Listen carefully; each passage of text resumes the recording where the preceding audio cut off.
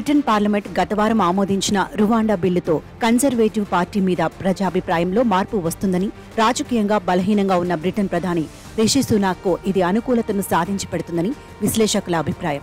అక్రమ వలసలతో సతమతమవుతున్న బ్రిటన్ను కాపాడుకోవడానికి దీనిని మించిన దారి లేదని వాదిస్తూ బ్రిటన్లోకి చొరబడిన అక్రమ వలసదారులను ఆఫ్రికా దేశమైన రువాండాకు తరలించే విధానాన్ని రిషి సునాక్ తీసుకువచ్చారు. విపక్షాలు అడ్డుపడినా, ఐక్యరాజ్యసమితి ఆందోళన వ్యక్తం చేస్తున్నా ఆయన వెనక్కు తగ్గలేదు. ఆశ్రయం కోరుతున్న వారిని మరో దేశానికి పంపించేయడం చట్ట విరుద్ధం.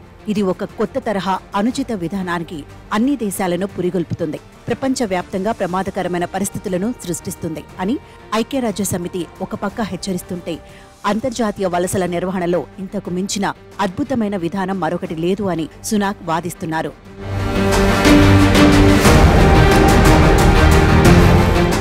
అనుకున్న దానికంటే ముందుగానే బ్రిటన్లో సోమవారం నుంచి గాలింపులు కూడా ఆరంభమయ్యాయని, అక్రమ వలసదారుల వేట మొదలైందని వార్తలు వస్తున్నాయి. ఇమిగ్రేషన్ సర్వీస్ ఆఫీసుల ముందు క్యూలు కడుతున్న వారిని సైతం తొరకబుచ్చుకుంటారట. ఓ 2 వారాల పాటు విస్తృతంగా గాలింపులు జరిపి అక్రమ వలసదారులను అరెస్టులు చేసి ప్రత్యేక శిబిరాలకు తరలించడం వంటి పనులు వేగవంతమవుతాయట. ఇంగ్లండ్లో గురువారం లోకల్ కౌన్సిల్ ఎన్నికలు జరగబోతున్నాయి. ఉన్న వాటిలో సగం సీట్లను టోరీలు కోల్పోతారన్న ప్రచారము జరుగుతోంది. అక్రమ వలసల నిరోధాన్ని టోరీలు ఈ ఎన్నికల్లో ప్రధానాంశంగా ప్రచారం చేసుకుంటున్నారు. ఈ ఎన్నికల దృష్ట్యా కూడా వలసదారుల మీద ప్రభుత్వం అధికంగా దృష్టి పెట్టినట్టు కనిపిస్తోంది.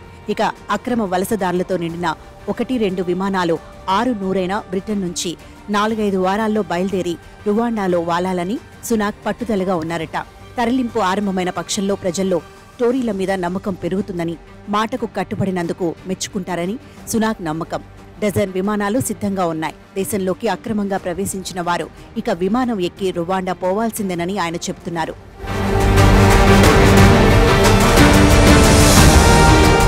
బ్రిటన్లోకి అక్రమ వలసలు పెరుగుతున్న మాట నిజం. ఇంగ్లీష్ ఛానల్ ఈదుతూ పడవల్లో ప్రయాణిస్తూ వందల మంది మార్గ మధ్యంలోనే ప్రాణాలు కోల్పోతున్నారు. తామంతా బ్రిటన్కు కాక రువాండాకు తరలిపోతామన్న భయం ఉన్నప్పుడు వారు అంతటి సాహసానికి ఉపక్రమించరని, క్రిమినల్ గ్యాంగుల కార్యకలాపాలకు కూడా అడ్డుపడుతుందని సునాక్ వాదన.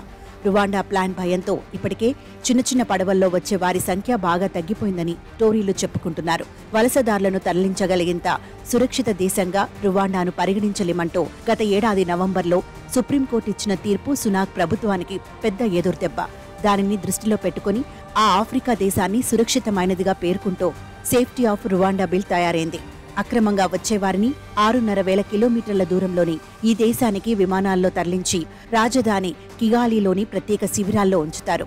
దస్త్రాల పరిశీలనతో పాటు న్యాయపరమైన వివాదాల పరిష్కారానికి 25 కోర్టు రూములో 150 మంది న్యాయమూర్తులు అక్కడ ఉంటారు. దాదాపు 300 మిలియన్ పౌండ్లను బ్రిటన్ ఇప్పటివరకు ఈ వ్యవహారం కోసం ఖర్చు చేసింది.